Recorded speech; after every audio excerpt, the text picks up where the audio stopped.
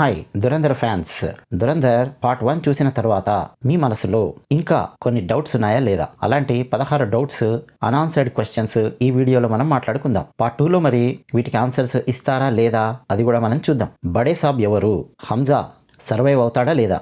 ఇంకా ఇలాంటి చాలా ప్రశ్నలు, వాటికి సమాధానాలు మనం ఈ వీడియోలో అన్వేషించే ప్రయత్నం చేస్తాం. పార్ట్ 2లో ఏం జరుగుతుంది? ఈ వీడియోలో టాప్ 16 పాయింట్స్ నేను ఇవ్వబోతున్నాను, అన్ఆన్సర్డ్ పాయింట్స్. అలాగే నా స్పెషల్ థియరీ ఒకటి నేను మీ ముందుకు తీసుకొస్తూ ఉన్నాను. కానీ మీరు ముందు ఒకటి చెప్పండి నాకు, దురంధర్ లాంటి సినిమా పార్ట్ 1 చూశారు కదా, మీకు ఎలా అనిపించింది? దురంధర్ ద బెస్ట్ మూవీయా, యావరేజా, వర్స్టా? అది మీరు నాకు కామెంట్ సెక్షన్లో రాసి చెప్పండి.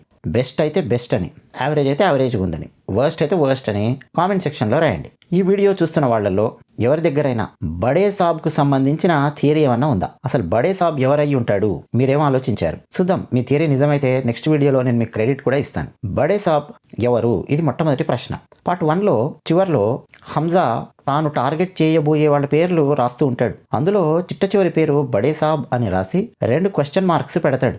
చాలా జాగ్రత్తగా మనం గమనిస్తే తెలుస్తుంది. ఈ బడే సాబ్కు సంబంధించి 2-3 సార్లు రెఫరెన్స్ వస్తుంది పార్ట్ 1లో. ఫస్ట్ మనకు రెఫరెన్స్ ఇచ్చేది సంజయ్ దత్ డైనింగ్ టేబుల్ దగ్గర జమీల్ భోజనం చేస్తూ, నెక్స్ట్ నిన్ను వేస్తూ ఉన్నాను, లారీ ఏరియాకు వెళ్ళి క్లీన్ చేయి అని సంజయ్ దత్కు చెప్పేటప్పుడు, మీరే కదా నా ఉద్యోగం పీకేయించింది అప్పట్లో, ఏదో బడే సాబ్ దయ వల్ల కాస్త బతికి బట్టగట్టాను ఇన్ని రోజులు అని సంజయ్ దత్ మాట్లాడతాడు. నిజానికి సంజయ్ దత్ పోలీసుగా ఉద్యోగం పోగొట్టుకున్న తర్వాత, అంటే టెంపరీగా సస్పెండ్ అయ్యాక అన్ని సంవత్సరాలు ఏం చేస్తూ వచ్చాడు అన్న విషయం మనకు సంజయ్ దత్ ఇంట్రడక్షన్ సీన్లో అర్థమవుతుంది. బడే సాబ్కు సంబంధించిన మాదక ద్రవ్యాల వ్యవహారాన్ని సంజయ్ దత్ చూసుకుంటూ ఉన్నాడు. మాదక ద్రవ్యాలు బార్డర్ దాటించడము, ఇట్లాంటి పనులు కొన్ని చేస్తూ ఉన్నాడు. అలా డబ్బులు సంపాదిస్తున్నాడు. ఆ డబ్బులతో తన ఇల్లు గడుస్తోంది. నీతి నిజాయితీ ఉన్న పోలీస్ ఆఫీసర్ అయినప్పటికీ మరి సస్పెండ్ అయితే ఏం చేయాలి? పైసలు లేవు. మరి తన ఇల్లు గడిచేది ఎలా? బడే సాబ్ దువా వల్ల ఏదో నా ఇల్లు నడుస్తోంది అని సంజయ్ దత్ అంటాడు. సరేలే అని చెప్పి మనం ఊరుకుంటే, సేమ్ మళ్ళీ బడే సాబ్ గురించి మనకు మేజర్ ఇక్బాల్ మాట్లాడతాడు. బడే సాబ్ ఆర్డర్ ఇచ్చేంత వరకు మనం ఏం చేయడానికి వీల్లేదు. ఇది బడే సాబ్ ఆర్డరు. ఏది? ముంబైలో దాడులకు సంబంధించి 26/11కి సంబంధించి. అంటే బడే సాబ్ చాలా పవర్ఫుల్ అన్న విషయం మనకు అర్థమవుతుంది. మరి ఎవరా బడే సాబ్? ఆలోచించండి. ఈ వీడియోలో నేను కూడా నా థియరీ చెప్పబోతూ ఉన్నాను. ఈలోపు మీరు ఆలోచిస్తే కామెంట్ సెక్షన్లో రాయండి. నేను చెప్పడం కంటే ముందే మీ అభిప్రాయం ఏంటో రాస్తే నేను సంతోషిస్తాను.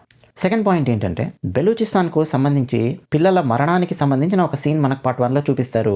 ఎడిటింగ్లో అబ్రప్ట్గా కట్ అవుతుంది. నేను కూడా కొన్ని వేల వీడియోలు ఎడిట్ చేశాను కాబట్టి నాకు చాలా ఈజీగా అర్థమయ్యింది సినిమా చూసేటప్పుడే. ఏమనిపించిందంటే, పార్ట్ 2లో దీనికి సంబంధించిన రెఫరెన్స్ ఏమైనా ఇస్తాడా ఏ రకంగా అయినా అని చెప్పి అనిపించింది. బెలూచిస్తాన్ ప్రాంతంలో నిజంగా సంఘటన జరిగింది. నీళ్లు తాగి బెలూచిస్తాన్లో పిల్లలు కొంతమంది మరణించారు. ఆ నీళ్లలో పాకిస్తాన్ ISI వాళ్ళు, అంటే పాకిస్తాన్ గూఢచారులు వెళ్ళి విషం కలిపారు, అందువల్లే అక్కడ పిల్లలు మరణించారు అని అప్పట్లో పేపర్లలో వార్తలు కూడా వచ్చాయి. దాన్ని రెఫరెన్స్గా పెట్టాడు పార్ట్ 1లో. హంజా తన పెళ్ళైన తర్వాత బెలూచిస్తాన్ లీడర్ దగ్గరికి వెళ్ళి కలిసి, ఆగస్టు 9th రోజు మాకు మీ దగ్గర నుంచి తుపాకులు ఇవన్నీ కావాలి, అది చెప్పడం కోసం నేను వచ్చాను అని వస్తాడు. ఆ టైంలో కొంత బాధలో ఉంటాడు ఆ బెలూచిస్తాన్ వాళ్ళ లీడర్. ఏమయ్యింది అంటే చెప్తాడు, ఇగో పాకిస్తాన్ గూఢచారులు నీళ్లలో విషం కలిపారు, తాగి చాలా మంది పిల్లలు మరణించారు అని చెప్పి చూపిస్తాడు. అక్కడ ఎడిటింగ్ అబ్రప్ట్గా కట్ అవుతుంది. సో దాన్ని మళ్ళీ సెకండ్ పార్ట్లో కంటిన్యూ చేస్తాడా? డైరెక్ట్ లింక్ ఏమైనా ఎస్టాబ్లిష్ చేస్తాడా? బెలూచిస్తాన్ నాయకుడికి హంజాకు మధ్య డైరెక్ట్ పాజిటివ్ లింక్ ఏమైనా ఎస్టాబ్లిష్ చేయబోతూ ఉన్నాడా? మీరేమనుకుంటున్నారు? అంటే బెలూచిస్తాన్ నాయకుడికి తనను తాను భారతీయ గూఢచారిగా హంజా పరిచయం చేసుకుంటాడా? లేకపోతే డైరెక్ట్గా చెప్పకపోయినా ఇండైరెక్ట్గా ఏమన్నా చెప్తాడా? మీ గురించి కూడా మేము ఆలోచిస్తూ ఉన్నాము, మీ బెలూచిస్తాన్ వాళ్ళ గురించి, మీకు కూడా మేము ప్రతీకారము తీరుస్తాము, మీ దగ్గర పిల్లల్ని చంపారు కదా, దానికి ప్రతీకారం మేము తీరుస్తాము అని ఇండైరెక్ట్గా హంజా చెప్తాడా బెలూచిస్తాన్ నాయకుడికి?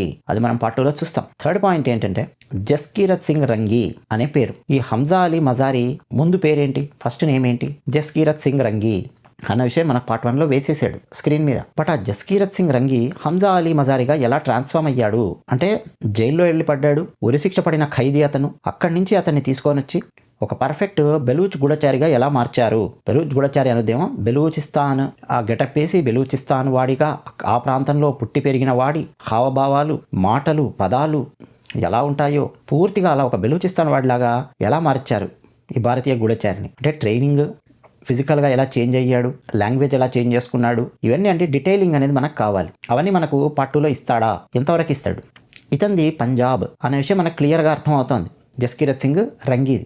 నాకు ఒక డౌట్ ఏంటంటే, ఈ జస్కీరత్ సింగ్ రంగి సైన్యంలో ఆల్రెడీ పనిచేస్తున్నాడేమో, ఇతను కానీ ఇతని తండ్రి కానీ అతని తండ్రిని పాకిస్తాన్ వాళ్ళు చంపేశారేమో, లేదా పాకిస్తాన్ వాళ్ళు చేసినటువంటి పని వల్ల అతని తండ్రి మరణించాడేమో నాకు అనిపిస్తుంది. అంటే కేవలం ఈ హంజా పాత్రకు మేజర్ ఇక్బాల్ పాత్రకు మధ్య పర్సనల్ రివెంజ్ కూడా ఏమన్నా ఉందా అంటే జస్కీరత్ సింగ్ రంగి యొక్క తండ్రి మరణానికి ఆ మేజర్ ఇక్బాల్ అండ్ కో వాళ్ళు కూడా ఏమైనా కారణమయ్యారా ఇండైరెక్ట్గా భారతదేశంలో రేపే కల్లోలాలు వాటన్నింటిలో? ఎందుకంటే పంజాబ్ దాదాపు బార్డర్లో ఉంటుంది కదండి పాకిస్తాన్కి. సో అలాంటి లింక్స్ కూడా ఏమైనా ఉన్నాయా? అందుకని అతను సిద్ధమయ్యాడా గూఢచారిగా మారి పాకిస్తాన్కి వెళ్ళడానికి? ఎందుకంటే అలా వెళ్ళాలంటే చాలా చాలా కమిట్మెంట్ కావాలి, భయంకరమైన మోటివేషన్ ఉండాలి. ఆ పర్సనల్ రివెంజ్ నుంచి మోటివేషన్ అనేది స్టార్ట్ అయ్యిందా అన్న డౌట్ నాకు కొంచెం ఉంది. ఇక 4th పాయింట్, అలీ ఆలం, అదే జ్యూస్ షాప్ ఓనర్ హంజా యొక్క హ్యాండ్లర్. అతడి ఒరిజినల్ ప్లేస్ ఇండియాలో ఎక్కడుంది? ఈ ప్రశ్నకు సమాధానము ఫస్ట్ పార్ట్లో చెప్పడు, దాటవేస్తాడు.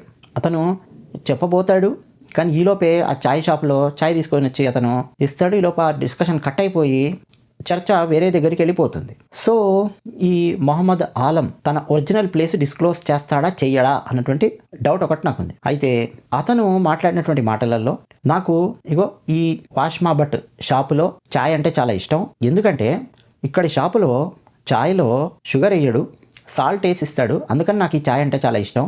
మా ఊళ్ళో నీళ్లు ఇలాగే ఉప్పు నీళ్ళు ఉంటాయి, మేము చాయ్ చేసుకుంటే ఇలాగే ఉంటుంది, నాకు నా ఇంటిని గుర్తు తెస్తుంది ఈ చాయ్ షాపు అని చెప్పి అంటాడు. అంటే నాకు అనిపిస్తోంది ఇతను బార్డర్ అంటే పంజాబ్ కావచ్చు, రాజస్థాన్ కావచ్చు, చూడడానికి పంజాబ్ వాళ్ళలాగైతే లేడు అతను, మహమ్మద్ ఆలం పాత్ర. సో రాజస్థాన్లో చాలా చోట్ల ఉప్పు నీళ్ళు వస్తాయి అన్నటువంటి రెప్యుటేషన్ ఉంది ఆ స్టేట్కి. చాలా స్టేట్స్లో అక్కడక్కడ ఉప్పు నీళ్ళు అని వస్తూ ఉంటాయి, కానీ రాజస్థాన్ అనేది బార్డర్లో ఉంటుంది. సో రాజస్థాన్కి చెందినవాడు అయ్యి ఉండొచ్చా, ఇది ఒక డౌట్ ఒకటి ఉంది. అన్నట్టు ఉప్పు చాయ్ అంటూ ఉంటాయండి. నేను మీకు ఒక ప్రశ్న వేయదలుచుకున్నా, నిజంగా చెప్పండి, మీ జీవితాన్ని గుర్తు తెచ్చుకొని మరీ చెప్పండి. ఉప్పు నీళ్లతో ఎప్పుడన్నా మీరు చాయ్ పెట్టుకొని తాగారా? లేదు చాయ్లో చక్కెర బదులు ఉప్పు వేసుకొని ఎప్పుడన్నా తాగారా? లేదు చాయ్లో ఉప్పు చక్కెర కలిపి వేసుకొని ఎప్పుడన్నా తాగారా? నేను తాగాను. ఉప్పు ఉన్న ఛాయ నేను తాగాను. ఎప్పుడు తాగాను, ఎక్కడ తాగాను చెబితే షాక్ అవుతారు మీరు. ఇదే వీడియోలో చెప్తాను. ఓకే, తర్వాత పాయింట్, ఈ మొహమ్మద్ ఆలం అంటే ఫ్రూట్ షాప్ ఓనరు ఏమవుతాడు? ఫైనల్గా ఏమవుతాడు? అతని పాత్రను ఎండ్ చేస్తారా? అతని పాత్రను చంపేస్తారా ఆ లారీ గ్యాంగ్లో ఉన్నవాళ్ళు కానీ? లేదు హంజా భారతీయ గూఢచారి అన్న విషయము మహమ్మద్ ఇక్బాల్ ఎలాగైనా తెలుసుకొని, లేదు ఈ హంజా గురించి తెలుసుకోకపోయినా మహమ్మద్ ఆలం గురించి అతనికి ఇండియాకు ఏదో కనెక్షన్ ఉంది అన్న విషయం తెలుసుకొని మేజర్ ఇక్బాల్ అతన్ని తీసుకెళ్ళి నరకం చూపించి చంపుతాడా? లేదు ఆ Mohammed Alam juice shop owner escape అయ్యి భారతదేశానికి వెళ్ళిపోతాడా, చనిపోతాడా? ఈ సందేహం నాకుంది. మీకేమనిపిస్తోంది చెప్పండి. ఉజైర్ బెలోచ్ అంటే రెహమాన్ డెకాయట్ యొక్క కజిన్, రెహమాన్ డెకాయట్కు రైట్ హ్యాండ్. చూసాం మనం ఫస్ట్ పార్ట్లో. అక్షయ్ ఖన్నాకు ఒక హ్యాండ్ ఏమో ఉజైర్ బెలోచ్ లాగా ఉంటే మరొక హ్యాండ్ మన హంజా ఉంటాడు. సో ఉజైర్ బెలోచ్కి హంజాకు సంబంధించిన విషయం తెలిస్తే ఏం చేస్తాడు సినిమాలో పార్ట్ 2లో? అసలు తెలుస్తుందా? ఎప్పుడు తెలుస్తుంది? ఇది పెద్ద ప్రశ్న. ఉజైర్ బెలోచ్ గనక హంజా గురించి తెలిస్తే ఏమని, భారతీయ గూఢచారి అన్న విషయం తెలియగాల్సిన అవసరం లేదు, రెహమాన్ డెకాయట్ను చంపింది లేదా చంపడంలో కీలకమైన పాత్ర పోషించింది హంజానే, హంజా వెన్నుపోటేశాడు, రెహమాన్ డెకాయట్ని లేపేశాడు అన్న విషయం ఉజైర్ బెలోచ్కి తెలిస్తే అతను కానీ అతని గ్యాంగ్ కానీ రెస్ట్ ఆఫ్ ద గ్యాంగ్ ఎలా రియాక్ట్ అవుతుంది అన్నది చాలా ఆసక్తికరంగా ఉంటుంది. అంటే లారీ గ్యాంగ్ వార్ మళ్ళీ ఇంటెన్సిఫై అవుతుందా అన్నది. జనరల్గా అండి నేను మీకు డీటెయిలింగ్ కోసం చెప్తున్నాను.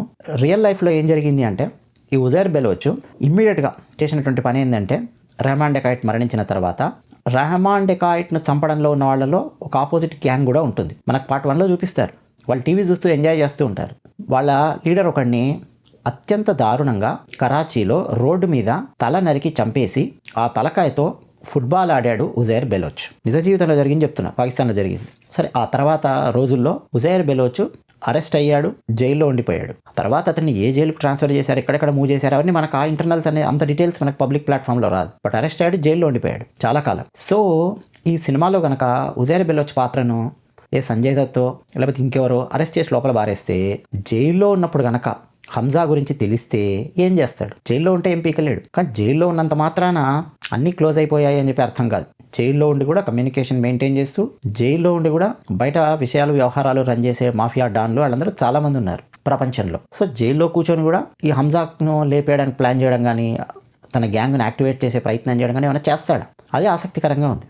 ఎందుకంటే దురంధర్ పార్ట్ 2లో ఉజైర్ బెలోచ్ పాత్రను ఎండ్ చేయడానికి వీల్లేదు, చంపడానికి వీల్లేదు. ఎగ్జాక్ట్గా రియలిస్టిక్గా ఏం జరిగిందో దాన్ని ఫాలో అయితే అతన్ని హంజా చంపలేదు, అసలు ఎవరు చంపలా, జైల్లో ఉండిపోయాడు అన్నట్టుగానే తీయాల్సి వస్తుంది. తర్వాత జమీల్ జమాలి, అదే అండి హీరోయిన్ వాళ్ళ నాన్న, హీరో మామగారు జమీల్ జమాలి. అలాగే చౌదరి అస్లాం అంటే సంజయ్ దత్. వీళ్ళిద్దరికి పార్ట్ 1 అయ్యే టైంకి హంజాతో మంచి అలయన్స్ అనేది ఉంది, ఫ్రెండ్షిప్ అనేది ఉంది. సో మరి హంజాతో వీళ్ళిద్దరి ఆ అలయన్స్ అనేది ఎలా ముగుస్తుంది? జమీల్ జమాలి అలాగే చౌదరి అస్లాం వీళ్ళిద్దరి పాత్రలకు హంజాతో ఉన్న కనెక్షన్ ఎలా ముగుస్తుంది పార్ట్ 2లో? చిట్ట చివరి వరకు వాళ్ళకి షాక్ ఇచ్చుకుంటూ వెళతాడు ఆ డైరెక్టర్.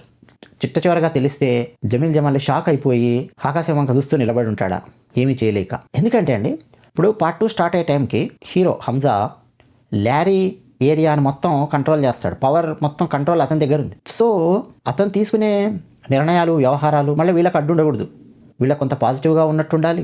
అలాగని చెప్పి వీళ్ళను ఓవర్టేక్ చేసి ముందుకెళ్ళినా ఏమైనా చేసినా వీళ్ళిద్దరూ బ్యాక్ స్టాప్ చేసినా చేస్తారు. సరే జమీల్ జమాలి అంటే నా కూతురు భర్త నా అల్లుడు అని చెప్పి కొంచెం ఏం చేయకపోవచ్చు, కానీ చౌదరి అస్లాం ఊరుకోడు. సో సంజయ్ దత్ పాత్రకు హంజా పాత్రకు మధ్య ఆ పవర్ కంట్రోల్ విషయంలో ఏమైనా క్లాష్ వస్తుందా? అసలు ఈ హంజా లీడర్షిప్ను చౌదరి అస్లాము జమీల్ జమాలి అంగీకరిస్తారా ల్యారీ గ్యాంగ్ మీద? అసలే చౌదరి అస్లాం పాత్ర, సంజయ్ దత్ పాత్ర ఎలా ఉందంటే ఎవరిని కేర్ చేయనటువంటి పాత్ర అది. అసలు ఎవరిని కేర్ చేయడు, ఆ బడే సాపుని తప్ప ఎవరిని కేర్ చేసేటట్టు కనిపించట్లేదు. సో ఇప్పుడు హంజా వచ్చి నేను రూల్ చేస్తాను ల్యారీ మీద, నా ఇష్టం వచ్చినట్టు చేస్తాను అంటే ఒక స్టేజ్ దాకా ఊరుకుంటాడు, కానీ అది నెక్స్ట్ స్టేజ్కి వెళ్ళింది అంటే మాత్రం సంజయ్ దత్ పాత్ర కూడా బిహేవియర్ ఏంటంటే ఊరుకునేటట్లేదు, రివర్స్లో వార్నింగ్ ఇచ్చి తొక్కి నారదీసేటట్టే ఉంది సంజయ్ దత్ పాత్ర. సో ఇది ఒకటి ఆసక్తికరంగా ఉంటుంది, conflict or clash. 8th point ఏంటంటే ఇండియన్ కౌంటర్ఫీట్ కరెన్సీ ప్లేట్స్, అంటే భారతీయ కరెన్సీ ప్లేట్స్, 26/11 దాడుల మధ్య ప్లాన్స్, ఇవన్నీ పార్ట్ 2లో ఎలా లింక్ చేస్తాడు? హంజా పార్ట్ 1లో ఐబీకి ఇన్ఫర్మేషన్ ఇచ్చాడు, కానీ దాడి జరిగింది ముంబైలో. ఇప్పుడు రివెంజ్ ఎలా? అసలు ఆ ఖనానీ పాత్రను ఎండ్ చేస్తారా లేదా? ఖనానీ గాడికి ఏమైంది ఏంటి అనేది నేను మీకు ప్రత్యేకంగా ఖనానీ స్టోరీ మొత్తం ఒక వీడియోలో చెప్పాను నిన్ననే. చూడకపోతే చూడండి, ఖచ్చితంగా చూడండి, ఆ వీడియో ఆసక్తికరంగా ఉంటుంది. ఖనానీ పాత్రను ముగించాలంటే 2016 డిసెంబర్ రావాలి. 2016 డిసెంబర్లోనే ఖనానీ కేల్ కథం అయ్యింది. మరి అప్పటిదాకా కథ వెళుతుందా, లేకపోతే పార్ట్ 3 అని చెప్పి దురంధర్ తీస్తాడా? పార్ట్ 3 కోసము పెట్టుకొని అలా తీసుకొని వెళ్తూ 2019 ఊరి మూవీ దాకా తీసుకొని వెళ్తాడా? ఇది ఆసక్తికరంగా ఉంది. అసలే పార్ట్ 1 బ్లాక్ బస్టర్ అయింది, పార్ట్ 2 కూడా బ్లాక్ బస్టర్ అయ్యేలా కనిపిస్తోంది, ఫుల్ పాజిటివ్ బజ్ ఉంది. సో పార్ట్ 3 ప్లాన్ చేస్తాడా డైరెక్టర్ ఖనానీ పాత్ర ఎండ్ చేయడానికి? మరో విషయం, ఊరి సినిమాలో జస్కీరత్ సింగ్ రంగి అనే పాత్ర పేరు ఉంటుంది, నేను మీకు అంతకుముందు కూడా ఒక వీడియోలో చెప్పాను. ఆమె కూర్చొని ఒక ఆమె క్యాంటీన్లో ఛాయ్ తాగుతూ ఊరి సినిమాలో హీరోతో మాట్లాడుతూ చెప్తూ ఉంటుంది, నా భర్త జస్కీరత్ సింగ్ రంగి, ఆయన మరణించాడు అని చెప్పి ఆమె ఎక్స్ప్లెయిన్ చేస్తూ ఉంటుంది. ఆ పైలట్ పేరు, ఆ లేడీ పైలట్ పేరు సీరత్ కౌర్, పాత్ర పేరు. ఎక్కడ మరణించాడని చెప్తుంది తన భర్త? నౌషేరా అంబుష్లో మరణించాడు అని చెప్తుంది. ఒకవేళ ఆమె మాట్లాడుతున్న జస్కీరత్ సింగ్ రంగి దురంధర్ సినిమాలో హంజా పాత్ర ఫ్లాష్ బ్యాక్లో ఉన్న జస్కీరత్ సింగ్ రంగి ఒక్కడే గనక అయితే, ఎందుకంటే జస్కీరత్ సింగ్ రంగి అనే పేరు అంత సాధారణంగా సర్వసాధారణంగా ఉండే పేరు కాదండి. మామూలుగా సింగుల పేర్లలో చాలా ఉంటాయి, హరీందర్ సింగ్, హర్విందర్ సింగ్, హర్ప్రీత్ సింగ్, గుర్ప్రీత్ సింగ్, ఇవన్నీ కామన్ నేమ్స్ ఉంటాయి. ఈ జస్కీరత్ సింగ్ రంగి అనేది అంతా కామన్గా ఉండే పేర్లా కనిపించట్లా. ఊరి సినిమాలో ఆయన పేరు వస్తుంది, అలాగే ఇందులో ఫ్లాష్ బ్యాక్లో కూడా హీరోది జస్కీరత్ సింగ్ రంగి అని చెప్పి చెప్తున్నారు. అంటే ఊరి సినిమా దాకా ఏమైనా లింక్ తీసుకెళ్తాడా అనేది నాకు ఆసక్తికరంగా ఉంది. ఆమెనేమో తన భర్త నౌషేరా అంబుష్లో మరణించాడు అని చెప్తోంది. మరి నౌషేరా అంబుష్ ఎప్పుడు జరిగింది ఏంటి? ఇవన్నీ ఆసక్తికరమైన విషయాలు ఉన్నాయి. ఎందుకంటే ఒక స్పై యూనివర్స్ని బిల్డ్ చేస్తున్నాడు అనుకోండి డైరెక్టర్, డెఫినెట్గా ఒక సినిమాలో ఉండే పాత్రను సేమ్ పాత్రను మరో సినిమాలో కనెక్ట్ చేయడానికి ప్రయత్నం చేస్తారు డైరెక్టర్స్ యూనివర్స్లో. అన్నట్టు ఊరి సినిమాలో హీరో ఎవరు, ఆ హీరో పేరేంటి కామెంట్ సెక్షన్లో రాయండి. మీరు ఎంతమంది తెలుసు చూద్దాం. క్లూ ఇస్తాను. వెంకటేష్ యాక్ట్ చేసిన మల్లీశ్వరి అనే కామెడీ సినిమా హీరోయిన్ ఎవరో మీకు తెలుసు, ఆమె భర్త పేరేంటి? అదైనా రాయండి కామెంట్ సెక్షన్లో. అతనే ఊరి సినిమాలో హీరో. అన్నట్టు ఊరి సినిమాలో జస్కీరత్ సింగ్ రంగి భార్యగా యాక్ట్ చేసినటువంటి యాక్ట్రెస్ పేరు కీర్తి కులారి. ఆమె చూద్దాం ఏం చేస్తాడు. ఇక పార్ట్ 2లో అసలు ఈ హంజా సర్వైవ్ అవుతాడా లేదా అనేది పెద్ద ప్రశ్న చాలా మందిలో. సర్వైవ్ అవుతాడా, మరణిస్తాడా? ఎందుకంటే చాలా చాలా ప్రమాదాలు పొంచి ఉన్నాయి నెక్స్ట్ పార్ట్ 2లో. ఎండింగ్ ఎలా ఉంటుంది అనేది పెద్ద ప్రశ్న. హంజా సర్వైవల్ ఉంటుందా అంటే పార్ట్ 2 అనేది హ్యాపీ ఎండింగ్ ఉంటుందా లేకపోతే ట్రాజిక్గా? ఎందుకంటే చాలా పెద్ద రిస్క్ తీసుకుంటున్నాడు. ఫైనల్గా హీరో పూర్తిగా గెలుస్తాడా లేకపోతే సాక్రిఫైస్ అవుతాడా? ఆలోచించండి. పాత హిందీ సినిమాలు ఏమైనా మీరు చూసారా? స్పై మూవీస్ లేదా తెలుగు సినిమాలు కానీ స్పై మూవీస్ ఏమైనా చూసారా? చూస్తే ఏమవుతుంది? గూఢచారి సర్వైవ్ అవుతాడా? పాకిస్తాన్ నుంచి మళ్ళీ వెనక్కి రావాలి భారతదేశానికి అంటే అది చాలా పెద్ద టఫ్ టాస్క్. అది కొంతమందికి ఆల్రెడీ తన విషయం ఏంటో వ్యవహారం ఏంటో తెలిసిన తర్వాత చాలా తతంగాలు ఉంటాయి, ఎక్స్ట్రాక్షన్ తతంగాలు ఉంటాయి, లేకపోతే వేరే వేరే ప్లేస్కి వెళ్ళడము, ఇంకా కావాలని చెప్పి అదే పాకిస్తాన్ లోపల ఎక్కడ ఉండిపోవడము, అక్కడి నుంచి మళ్ళీ వేరే సంవత్సరాల తరబడి ప్లాన్ చేసుకొని బయటపడడం, ఇవన్నీ చాలా ఉంటాయి అన్నమాట నిజ జీవితంలో. అంటే మరి ఎలా చేస్తాడు? లేకపోతే ట్రాజిక్ ఎండింగ్ అవుతుందా? చాలా మందితో ఫైట్ చేయాల్సి ఉంటుంది హంజా. ఇక యాలినా పాత్ర ఆల్రెడీ నేను అంతకుముందు కూడా అడిగాను, హంజాని పెళ్లి చేసుకోండి ఓకే, మరి హంజా వైపు నుంచి రియల్ లవ్వా లేకపోతే మిషన్ కోసమో అతను యాక్ట్ చేస్తూ ఉన్నాడా అనేది పెద్ద ప్రశ్న. ఫైనల్గా అతను కూడా మనిషే, ఓ అమ్మాయి ప్రేమించాడు, పెళ్లి చేసుకున్నాడు. బట్ అలాగని చెప్పి తన మిషన్ మర్చిపోలేదు, ఆపరేషన్ దురంధర్లో ఒక భాగంగా ఉన్నాడు. సో ఇప్పుడు ఈ యాలీనా ఆ అమ్మాయి అయితే ఖచ్చితంగా ఇతన్ని ప్రేమించింది, పెళ్లి చేసుకుంది, తనని కూడా వద్దనుకుంది. ఒకనొక టైంలో చాలా ఆవేశం వచ్చి హీరోను బయటికి వెళ్ళిపో, అవసరమైతే ఇప్పుడు వద్దుగా, నువ్వు ఉండాలనుకుంటే ఉండు, లేదంటే వెళ్ళిపో అని చెప్పి అంటాడు. అప్పుడు కూడా అమ్మాయి డోర్ మూసి వచ్చేస్తుంది, నేను నీతోనే ఉంటానంటుంది. సో యాలీనా ఏం చేస్తుంది? ఈ హంజా ఐడెంటిటీ తెలిస్తే ఏం చేస్తుంది? ఆమె ఐఎస్ఐ సైడ్ ఉంటుందా లేకపోతే ఇండియన్ స్పైల సైడ్ ఉండి భారతీయ గూఢచారులకు సహాయం చేస్తుందా? పాకిస్తాన్లో ఉండిపోతుందా? అలాగే అతన్ని పెళ్లి చేసుకొని విడిపోయి పాకిస్తాన్ ఉండిపోతుందా? లేకపోతే అతనే ఏమన్నా వెనక్కి వస్తే ఆమె కూడా వెనక్కి వస్తుందా? లేదా అతను చచ్చిపోతే ఆమె ఇక బాధపడుతూ అలా జీవితం ఎండ్ అయిపోయినట్టు క్లోజ్ చేస్తాడా ఒక ట్రాజడీ సాంగ్తో? ఆమె పరిస్థితి ఏంటి? ఇది మనకు పార్ట్ 2లో చాలా ఆసక్తికరంగా అనిపించబోతోంది. ఇక రెహమాన్ ఆయన చనిపోయిన తర్వాత హంజా వచ్చి కూర్చొని పుస్తకంలో రాస్తూ ఉంటాడు, ఎవడెవడిని లేపేయాలి నెక్స్ట్ టార్గెట్స్ అని చెప్పి. నిజానికి అతను రాయడం కంటే కూడా అతను రాసేదేమో పుస్తకంలో ఎడం వైపు, కుడివైపు పుస్తకంలో అతను రాయలేదు, వేరే వాళ్ళు రాసి అతనికి ఇచ్చారు, పంపించారు. అది మనకు అర్థమవుతుంది. అందులో టార్గెట్స్ ఇంకా ఎవరెవరు ఉన్నారు? బడే సాబ్, మేజర్ ఇక్బాలు, ఖనాని, వీళ్ళు కాకుండా ఇంకా ఎవరు ఉన్నారు? పేజ్ టర్న్ చేసి మరీ మనకు నేమ్స్ చూపించారు, కొన్ని నేమ్స్. ఇంకా పాకిస్తాన్ గూఢచారుల్లో హై లెవెల్ పీపుల్ ఇంకెవరన్నా ఉన్నారా? లేదు భారతీయులకు వెన్నుపోటేసే ట్రైటర్స్ ఎవరన్నా ఉన్నారా అందులో? అదేమన్నా చూపిస్తాడా పార్ట్ 2లో? ఇది ఒకటి ఇంట్రెస్టింగ్గా ఉండబోతోంది. Next major Iqbal, Arjun Rampal Hamza mission గురించి ఎప్పుడు తెలుసుకుంటాడు అనేది పెద్ద ప్రశ్న. ఆల్రెడీ మేజర్ ఇక్బాల్కి డౌట్ వచ్చేసి ఉండాలి. ఇప్పుడు అక్షయ్ ఖన్నా లాంటి వాడికే డౌట్ వస్తే కార్లో కూర్చొని ఏమని ఈరోజు ఆగస్టు 9 ఆయుధాలు తీసుకోవడానికి ఉజైర్ అక్కడికి వెళ్ళాడా అంటే మీరే చెప్పారు కదా నా పెళ్లి రోజు అంటాడు. నేను చెప్పానా అని ఒకసారి కళ్ళు మూసుకొని ఆలోచిస్తూ ఉంటే అక్షయ్ ఖన్నా టకటకటక అర్థమైపోద్ది. అంటే అంత మత్తులో ఉండి కూడా అక్షయ్ ఖన్నా ఆ రోజు విషయాన్ని మళ్ళీ ఇప్పుడు కళ్ళు మూసుకొని గుర్తు తెచ్చుకునే ప్రయత్నం చేస్తున్నాడు. మరి అలాంటిది పాకిస్తాను గూఢచారులలో కీలకమైనటువంటి ఐఎస్ఐ మేజర్ ఇక్బాల్ చాలా ఈజీగా గెస్ట్ చేయగలిగే ఛాన్స్ ఉంది. ఎవడున్నాడో కనుక్కోండిరా దీని వెనక అని చెప్పి ఆల్రెడీ పార్ట్ 1 ఎండింగ్లో ఎవరికో ఫోన్లో చెప్తున్నట్టు కూడా మనకు చూపించారు. సో హంజా భారతీయ గూఢచార్యాన్ని కనుక్కుంటాడా లేకపోతే హంజా యొక్క మిషన్ గురించి పూర్తిగా తెలుసుకుంటాడా? ఎప్పుడు తెలుసుకుంటాడు? ఇక్బాల్ ఇప్పటికే హంజాని సస్పెక్ట్ చేస్తున్నాడా లేదా? లేదు ఇంకా హంజా ఫుల్ ఐఎస్ఐ సైడే ఉన్నాడని చెప్పి అనుకుంటున్నాడా? పార్ట్ 2లో ఎప్పుడు తెలియబోతుంది? ఫస్ట్ హాఫ్లోనా సెకండ్ హాఫ్లోనా అన్న దాని మీదే చాలా కీలకంగా ఉంటుంది. యామి గౌతమ్ పార్ట్ 1లో లేదు, పార్ట్ 2లో కన్ఫర్మ్డ్గా ఉండబోతోంది అని చెప్పి అంటూ ఉన్నారు. మరి హంజా పాస్ట్లో యామి గౌతమ్ ఉంటుందా? అతని చెల్లెలుగానో అతని అక్కగానో అట్లా ఏమైనా కనెక్ట్ చేస్తాడా? లేకపోతే యామి గౌతమ్ కొత్త ఏజెంట్గా ఎంటర్ అవుతుందా పార్ట్ 2లో? ఇది నాకు ఇంట్రెస్టింగ్గా ఉంది. ఈమె ఎవరో మీకు తెలుసు కదండి. ఈమెకు దురంధర్ డైరెక్టర్కు సంబంధం ఏంటి? రాయండి కామెంట్ సెక్షన్లో చూద్దాం ఎంతమందికి తెలుసు యామి గౌతమ్ ఎవరో. ఇక 15వ పాయింట్ ఏంటంటే దురంధర్ ఆపరేషన్ ఫైనల్ టార్గెట్ బడే సాబ్. దాన్ని పార్ట్ 2లో పూర్తి చేస్తారా లేకపోతే పార్ట్ 3 అని చెప్పి పెట్టి పార్ట్ 3లో ఇంకా పెద్ద స్పై యూనివర్స్ క్రియేట్ చేయబోతూ ఉన్నాడా అనేది ఆసక్తికరంగా ఉంది. ఇక చివరి పాయింట్ 16 ఏంటంటే అసలు బడే సాబ్ ఎవరు నేను చెప్తానని చెప్పాను. బడే సాబ్ 2-3 ఛాన్సెస్ ఉన్నాయండి. ఒకటి దావుద్ ఇబ్రహీం అని చెప్పి చాలా మంది అంటున్నారు. ఆల్రెడీ పార్ట్ 1లో పేర్లు వేసేటప్పుడు డానిష్ ఇక్బాల్ అని చెప్పి వేశారు దావుద్ ఇబ్రహీం పాత్ర. పార్ట్ 1లో మీరు చూడొచ్చు పేర్లు బయటప్పుడు, కానీ మనకు పార్ట్ 1లో దావుద్ ఇబ్రహీంని ఎక్కడ చూపించాలా. అంటే పార్ట్ 2లో దావుద్ ఇబ్రహీంని రివీల్ చేయబోతూ ఉన్నారు ఏదో కొన్ని సీన్స్లో అనేది కొంత క్లారిటీ వస్తుంది. ఎందుకంటే పార్ట్ 1లో బడే సాబ్ ఐఎస్ఐతో లింక్ అయి ఉన్నాడు, అండర్ వరల్డ్తో లింక్ అయి ఉన్నాడు, పోలీసులతో లింక్ అయి ఉన్నాడు, పాకిస్తాన్లో తీవ్రవాద అటాక్స్ అంటే 26/11 దాంతో లింక్ అయి ఉన్నాడు, IC-814 రెఫరెన్సెస్లో లింక్ అయి ఉన్నాడు, అన్నింటిలో వెనక ఉన్నాడు అన్నటువంటి హింట్స్ మనకి ఇచ్చారు. సో రియల్ లైఫ్లో దావుద్ ఇబ్రహీము ఇలాగే పాకిస్తాన్లో గూఢచారులతో కనెక్ట్ అయి ఉన్నాడు. ముంబై దాడుల్లో అతను కీలకమైన పాత్ర పోషించే అవకాశం ఉంది. అతను కూడా కీలకమైన పాత్ర పోషించాడు అని చెప్పి భారతదేశం ఇప్పటికే చాలా సందర్భాలలో చెప్పింది. ముంబై గురించి అణువణువు తెలిసినటువంటి వ్యక్తి దావుద్ ఇబ్రహీం. ఇక క్రెడిట్స్లో డానిష్ ఇక్బాల్ అన్న పేరు వచ్చింది. సో అట్లా బడే సాబ్ అంటే దావుద్ ఇబ్రహీమే అని చెప్పి అనుకుంటూ ఉన్నారు చాలామంది లింక్ చేసుకుంటూ. ఆదిత్యదారు కూడా ఇప్పటికే హింట్ ఇచ్చాడు అన్నటువంటి రిపోర్ట్స్ కూడా ఉన్నాయి. కొంతమంది మేజర్ ఇక్బాలే బడే సాబు అని చెప్పి కొంతమంది అనుకుంటున్నారు. ట్విస్ట్ కోసం అలా పెట్టాడేమో డైరెక్టరు.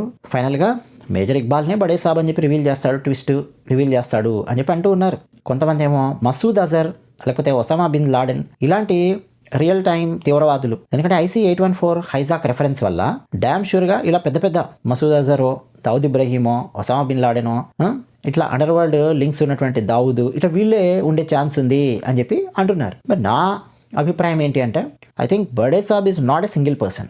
బడే Saab is a thought or a project or an operation or a collection of few people అని చెప్పి నేను అనుకుంటున్నాను. అంటే పార్ట్ 1లో బడే సాబ్ను ఒక పపెట్ మాస్టర్ లాగా చూపించారు. అంటే అందరినీ ఆడించే ఒక మాస్టర్ లాగా బడే సాబ్ అన్న పేరు మనకు వినిపిస్తుంది. ఫేస్ లేదు, డైరెక్ట్ రివీల్ లేదు, కేవలం రెఫరెన్స్ మాత్రమే ఉంది. అందుకే నేనేమనుకుంటున్నానంటే నా అనాలిసిస్ ప్రకారము అయితే దావుద్ ఇబ్రహీమో ఎవరో కావాలి. లేదు అంటే సెకండ్ ఛాన్స్ ఏముందంటే కలెక్షన్ ఆఫ్ ఫ్యూ పీపుల్ అయి ఉండాలి. 2-3 పీపుల్ లేదు 3-4 పీపుల్ ఉన్నటువంటి గ్రూప్ బడే సాబ్ అయి ఉండాలి.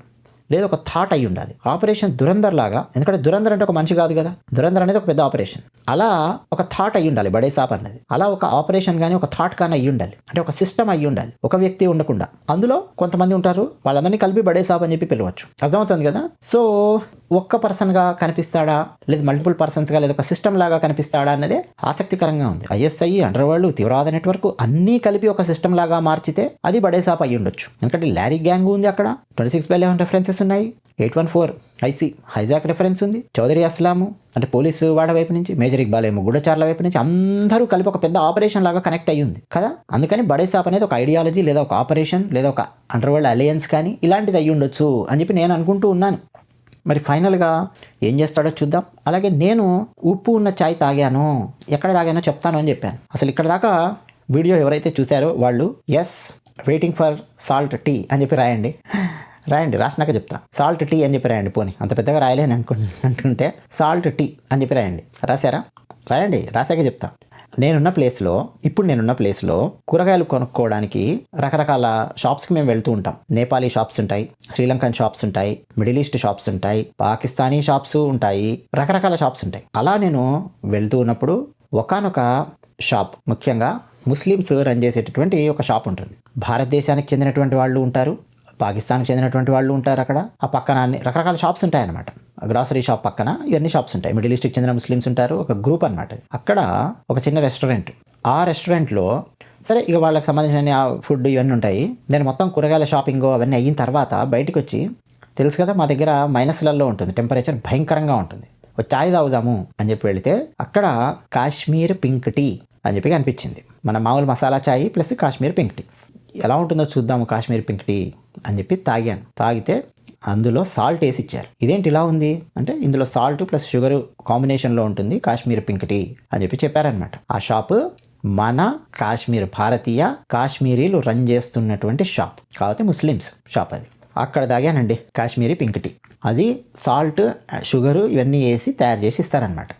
కాస్త ఉప్పుగా అలా ఉంటుంది అది. మీరు ఎప్పుడైనా సరే కాశ్మీర్కి కనుక వెళితే అక్కడ పింక్ టీ తాగే ప్రయత్నం చేయండి. మీకు ఆ సాల్ట్ షుగరు ఉన్నటువంటి చాయ్ టేస్ట్ మీరు చూడొచ్చు. లేదు ఇంట్లో మీరు తయారు చేసుకుంటాను అంటే ఆ టీ పొడి తెప్పించుకొని ఎలా చేయాలో చూసుకొని చెయ్యండి, తాగండి, ఎంజాయ్ చేయండి. మరి దురంధర్ 2 సినిమా చూస్తున్నారా? మరి ఇంకెందుకు ఆలస్యం, మా ఛానల్ నచ్చితే సబ్స్క్రైబ్ అవ్వండి, వీడియో నచ్చితే ఒక లైక్ కొట్టండి. దురంధర్ 2 రివ్యూ రాబోతోంది, మిస్ అవ్వకండి మా ఛానల్లో. ధన్యవాదాలు.